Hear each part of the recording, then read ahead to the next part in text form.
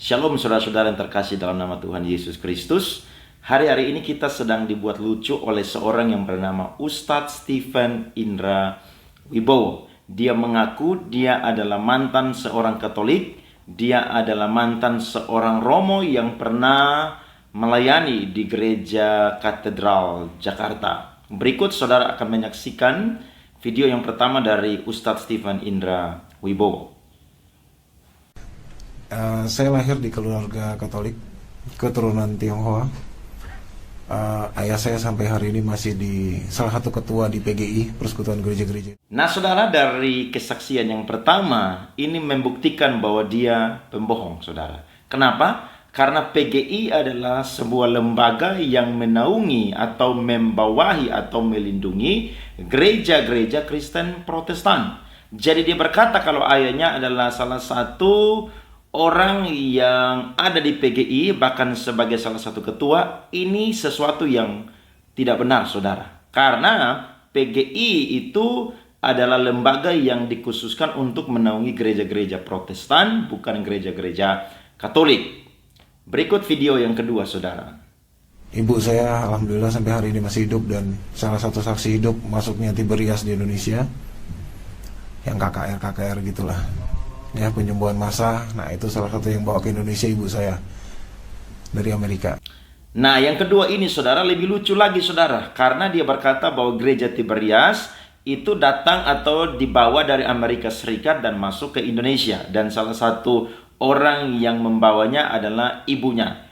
Ini membuktikan kebohongannya lagi saudara. Kenapa? Karena gereja Tiberias Indonesia berasal dari gereja Bethel Indonesia. Pendirinya adalah Bapak Pendeta Yesaya Pariaji. Dulunya ada di GBI, tapi karena mereka memisahkan diri dan akhirnya membuat sinode baru, dan sinode tersebut namanya adalah Gereja Tiberias Indonesia. Jadi Gereja Tiberias Indonesia berdiri pada mulanya di Indonesia, bukan di Amerika Serikat lalu dibawa ke Indonesia. Jadi saya kayaknya nggak punya alasan duniawi apapun untuk saya masuk Islam, sehingga saya nggak butuh alasan duniawi apapun untuk meninggalkan Islam. Ya, kalau mau cerita beberapa tahun kemarin ada yang bawain saya duit 12M, saya bercanda, asli itu. Ngomong banyak di WhatsApp, saya diteror tadinya, terus dia WhatsApp, lembut caranya, ngedekatinnya lembut. Kamu butuh berapa untuk kembali? Saya bilang, saya nggak butuh berapa. Sudah. Antum sebutkan saja angka yang kamu sebutkan saja angka yang kamu mau. Angka yang saya mau. Iya, kamu sebutin aja angka. Berapa ya? Saya mah pengen ngelihat uang 12 miliar tunai. Seminggu Pak dibawain. Asli. Ya, asisten rumah tangga saya itu yang ikut ngelihat. Dibawain 3 koper ukuran orang haji itu, 3 koper, ditidurin, dibuka. Iya. Wah. Ini 12 miliar. Iya, 12 miliar. Bung kan mintanya 12 miliar. Saya nggak minta. Kayak kamu ngomongnya apa? Angka yang saya sebutin kan, suruh saya sebutin angka. Saya cuma ngomong doang. Saya pengen ngelihat uang 12 miliar seberapa. Saya terakhir 2017 ada orang datang bawa ke saya 20 miliar. Saya bilang, wah 20M ya? Iya, 1 koper.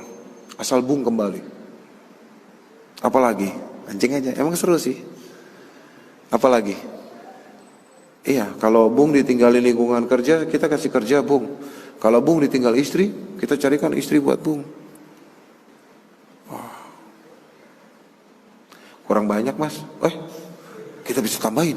Nah, semangat ya. Tambah berapa Bung? 30, 40. Saya kasih tuh bos. Orang mana tahu ya? Nah, ntar Rasara nih. Terserah. Saya telepon bos dulu. Telepon aja bosnya. Keluar rumah. Saya udah tinggalin ke dalam, dadar telur, lapar hari itu. Bikin mie instan. Ya datang lagi nih. Bung, bos kasih paling tinggi nih. Berapa? Bos kasih 100 untuk Bung. 100M. Ini sesuatu yang lucu saudara. Ustadz Stephen Indra Wibowo berkata bahwa orang yang pertama membawa uang 12 miliar di dalam 3 koper. Sedangkan di video yang selanjutnya orang membawa kepadanya uang 20 miliar di dalam 1 koper.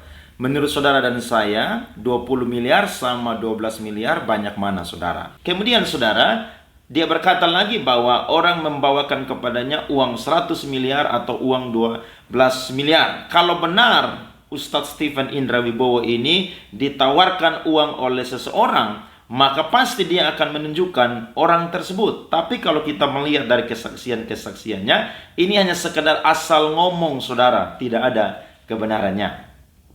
Humas Katedral Jakarta memberikan informasi berkaitan dengan sosok Romo Stephen Indra Wibowo SC. Hasilnya, tidak ada nama itu dalam daftar Romo Kepala dan Romo Vikaris. Ternyata, jadi masih kurang bukti. Yowis, didorong oleh keinginan untuk membuktikan bahwa Ko Stephen adalah mantan imam, saya sampai mencari informasi ke Provinsialat Serikat Yesus. Data yang saya cari adalah apakah ada imam dari Serikat Yesus yang ditahbiskan di luar negeri? Jawabnya tidak ada. Yang ditahbiskan di luar negeri adalah diakon. Catat ya, bukan prodiakon, tetapi diakon.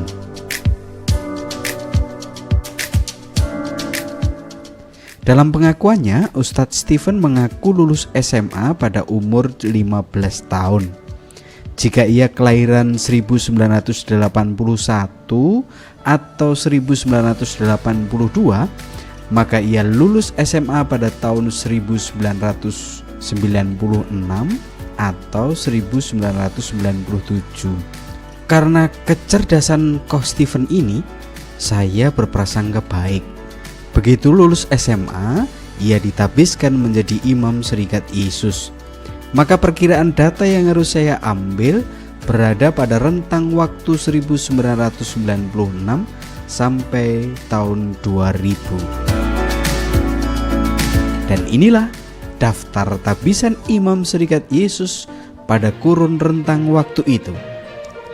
Mari kita lihat, adakah nama Romo Stephen Indra Wibowo Serikat Yesus?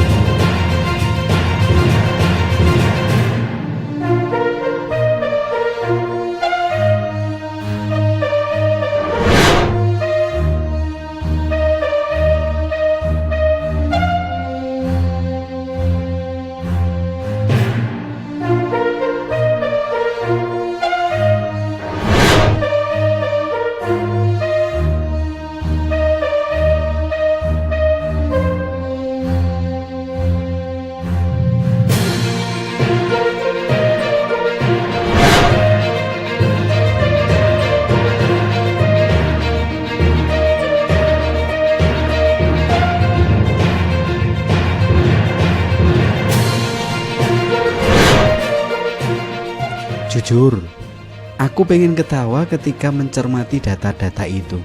Tapi karena takut dosa, nggak jadi deh ketawanya. Pengen tahu kenapa? Rata-rata mereka menempuh pendidikan minimal 10 tahun loh. Nah, kalau Ko Stephen lulus SMA tahun 1996 atau 1997, maka semestinya ia ditahbiskan menjadi imam sekitar tahun 2007 atau 2008. Harus ditambah setahun karena kalau lulus SMA, ia harus masuk ke seminari menengah selama 1 tahun. Mungkinkah demikian? Jika merunut pengakuan Ko Stephen, jelas tidak mungkin, karena ia sudah mualaf tahun 2000 dan saat itu ia sudah menjadi imam. Kalau dihitung mundur, makin tidak mungkin lagi. Masa umur 8 atau 9 tahun sudah Dari lulus SMA? Keuskupan Semarang sudah menunjukkan siapakah orang ini. Ternyata didapati bahwa dia bukanlah seorang Romo yang pernah melayani di gereja Katedral Jakarta. Namanya tidak ada, usianya bertolak belakang dengan masa di mana dia belajar kurang lebih selama 10 tahun untuk menjadi seorang Romo di kalangan gereja Katolik. Tuhan memberkati.